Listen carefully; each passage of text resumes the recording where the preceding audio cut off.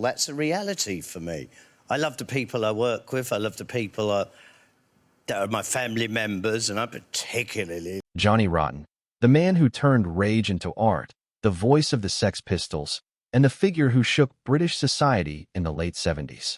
For decades, fans believed he needed no idols, no influences, and no guiding light. But now, at 69, Rotten has revealed the names of the artists who shaped him. And the list? It's as strange, haunting, and unexpected as the man himself. Let's dive into the 6 surprising artists who built Johnny Rotten's world. At number 1, Nico.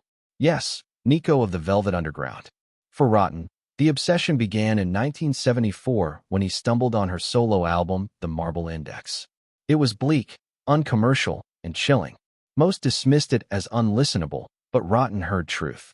He once said, "She sings like she's already dead, but more alive than anyone else." That fearlessness became his blueprint. Nico's refusal to compromise inspired Rotten to confront audiences with raw honesty, not comfort. For him, she wasn't just a singer, she was a teacher of rebellion. Number 2, Neil Young.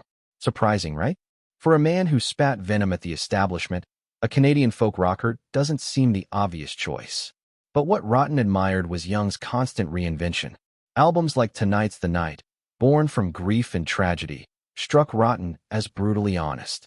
Young's courage to alienate his own fans in pursuit of truth became Rotten's gold standard. When the Sex Pistols imploded, instead of chasing a reunion payday, Rotten formed Public Image Limited, choosing integrity over nostalgia, just like his hero. At number 3, Van der Graaf Generator, the prog rock band punk was supposed to destroy. But Rotten didn't hear indulgence. He heard desperation and raw emotion. The voice of Peter Hammill, screaming like his life depended on it, hit him harder than any 3-chord riff. Rotten once said, "Hammill taught me you can be sophisticated and still completely raw." For him, prog wasn't the enemy. It was another face of rebellion. Number 4, Lee Scratch Perry, the mad scientist of reggae and dub. Perry's chaotic studio experiments showed Rotten that silence could be as powerful as noise. Dub's echoes and distortions seeped into Rotten's later work, reshaping Public Image Limited. Just as Perry refused to play by reggae's rules, Rotten refused to play by punk's. Both thrived on chaos, turning disorder into something unforgettable. At number 5, Scott Walker. Once a teen idol, Walker abandoned pop success to embrace dark, orchestral, experimental music. Rotten admired that leap, calling it real punk, destroying fame in pursuit of honesty. For him, Walker proved that true rebellion isn't just about sound, but about courage, the courage to alienate your own fans to find the truth. And finally, number 6, Captain Beefheart. To most, his trout mask replica was chaos, but to Rotten, it was freedom. Beefheart represented total independence, art without compromise. Rotten echoed that jagged unpredictability in his own music, seeing Beefheart as proof that honesty in art may cost you, but it sets you free. So there it is, the secret DNA of Johnny Rotten.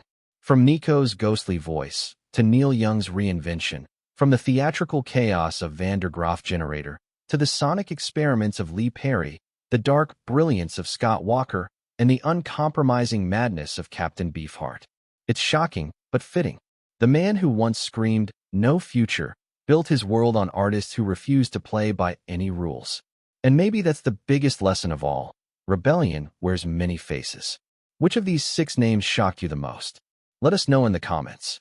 And if you enjoyed this dive into music history, don't forget to hit like, subscribe, and ring the bell, because here at StarLoop News, there are plenty more untold stories waiting for you.